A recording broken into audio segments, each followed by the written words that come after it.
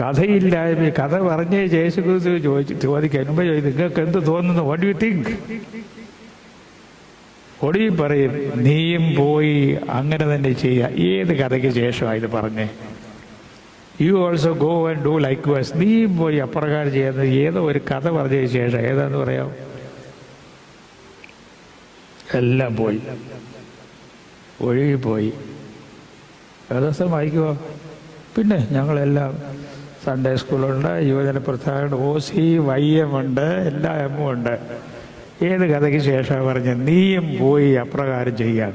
അമ്മച്ചിമാർക്ക് വല്ലതും അറിയാവോ? യേശുക്രിസ്തു പറഞ്ഞു, ഞാൻ പറഞ്ഞതല്ല, ഒരു കഥ പറഞ്ഞു, നീയും പോയി അങ്ങനെ തന്നെ ചെയ്യുക. താടി കൈ കൊടുത്തിരിക്കുകയാണ്. അപ്പോഴേ ഈ ചോദ്യം വരും, ധനുഗ്രഹപ്പഴയ്ക്ക് നീ പള്ളി വരണ്ടായിരുന്നെന്ന് തോന്നുന്നു. നല്ല ശമറിയാക്കാരൻ്റെ കഥ, നല്ലതെന്നില്ല, ഇതിനെ സാമരട്ടെന്നേ ഉള്ളൂ, നമ്മൾ ആ നല്ല കൂടെ ചേർത്ത് വെച്ച്. ശമറിയാക്കാരൻ്റെ കഥ പറഞ്ഞേച്ച് ചോദിച്ചു, ആരാണ് ആപത്തിൽപ്പെട്ടവനെ സഹായിച്ചത്? അയ്യോ, അതിൻ്റെ സംശയം. ശമറിയാക്കാരൻ, നീയും പോയി അങ്ങനെ ചെയ്യുക എന്ന് പറഞ്ഞാൽ അത് ഒരു ദിവസത്തേക്കല്ല, throughout life. You also go and do likewise. ഓർത്തോളം. ഏത് കഥ പറഞ്ഞേ? നല്ല ശബരിയാക്കാരുടെ കഥ. ഉറങ്ങാൻ സമ്മതിക്കത്തില്ല, ഉറങ്ങണമെന്ന് വിചാരിച്ചാൽ. നല്ല ശബരിയാക്കാരുടെ കഥ കഴിഞ്ഞായിട്ട് പറഞ്ഞു.